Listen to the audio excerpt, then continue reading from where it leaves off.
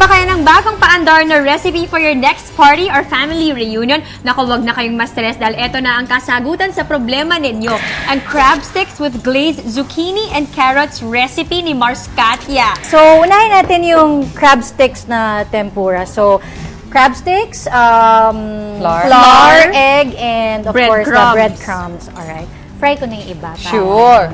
Tulungan ko na kaya natin. Sige, marami nang nangyayari. Oo. And then, madami-dami yan. Madami-dami ang kailangang lutuin. Gusto ko paano yung ginagawa yung glaze? Ayan, na first, yan. kailangan natin, of course, butter.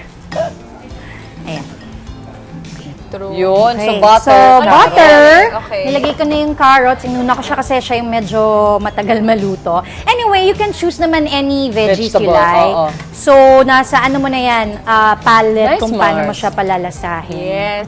Yes. Nagugas ka naman ng kamay, Mars, Parang kulang ang eggs. Actually, May egg pa po tayo. Egg. Oo nga. Itlog. Sa dami ng ating Oo, marami yung...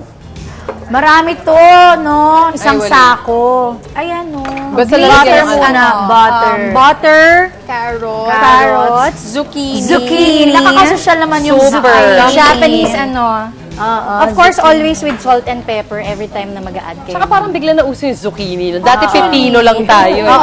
Ngayon, zucchini na talaga eh. Nung dumami yung siya dito, ang supply na dito sa Pilipinas. Yan.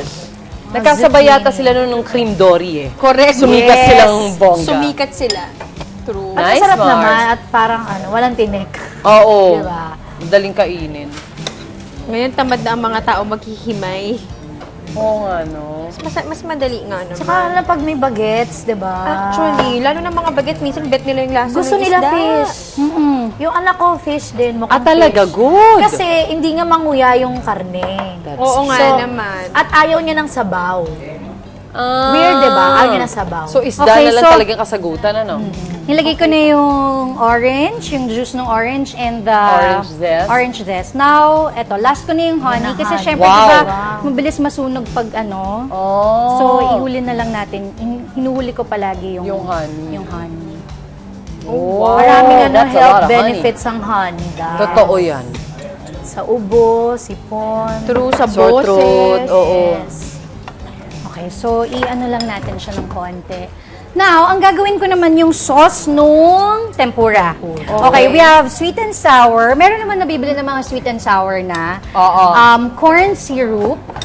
And then, ketchup and salt. So, pagsasama-samahin lang natin to lahat. And then, Okay. yun na yung magiging dipping sauce nung ano. May veggies ka pa. At pwede sa kids. Actually, pwede na to Oo. i-microwave nyo na lang. Pagsama-samahin nyo, tapos Actually. microwave na lang. Pwede naman. Totoo din.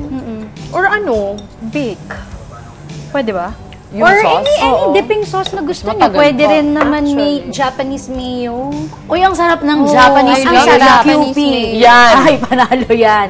Panalo. Oo nga, no? Ibang lasa Hindi kami talaga. nawawala ng Japanese Tama, mayo. kami din. ako din. Basta sa Japan talaga lahat. Okay. Okay, sa Japan lahat masarap. Ba't Oo, ang ganun, oo no? nga. Tapos ang cute pa ng pagkain. Ang cute ng presentation.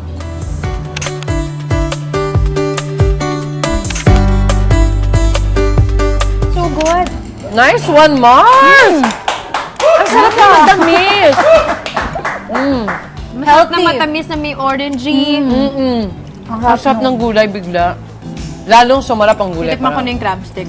I love it. Thank you so much, Mars Katia. Patok ko.